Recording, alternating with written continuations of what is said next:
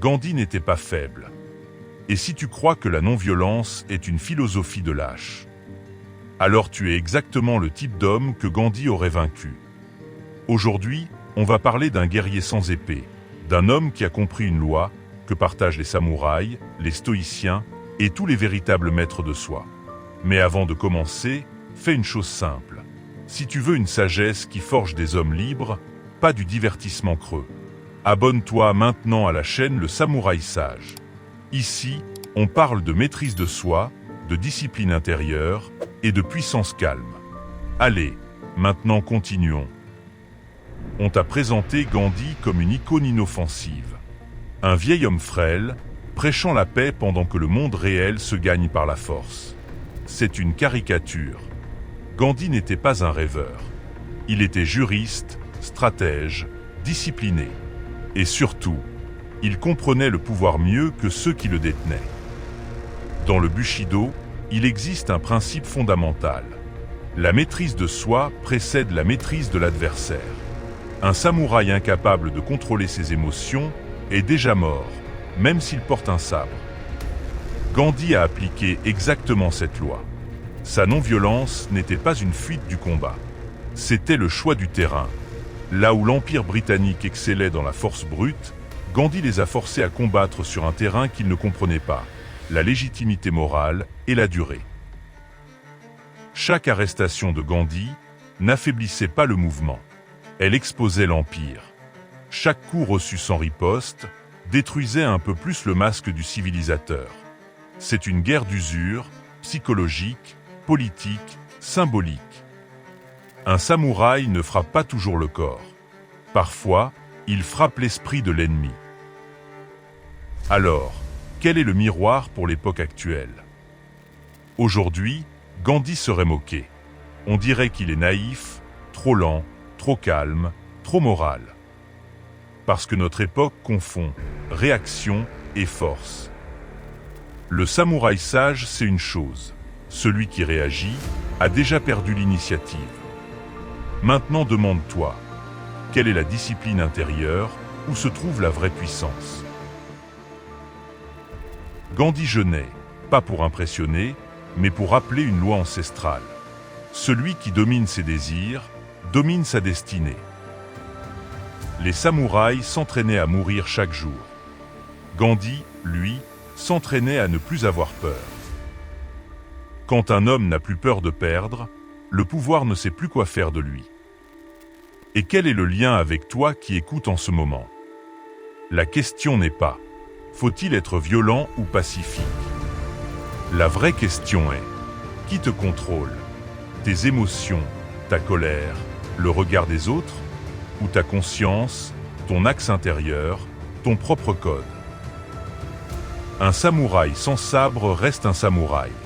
Un homme sans maîtrise, même armé, n'est rien.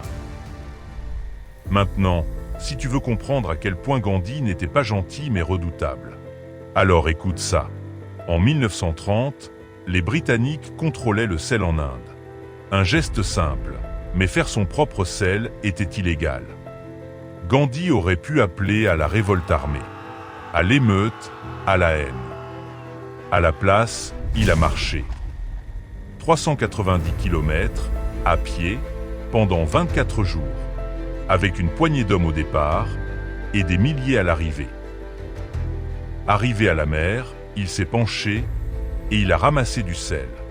Un geste minuscule, mais symboliquement explosif.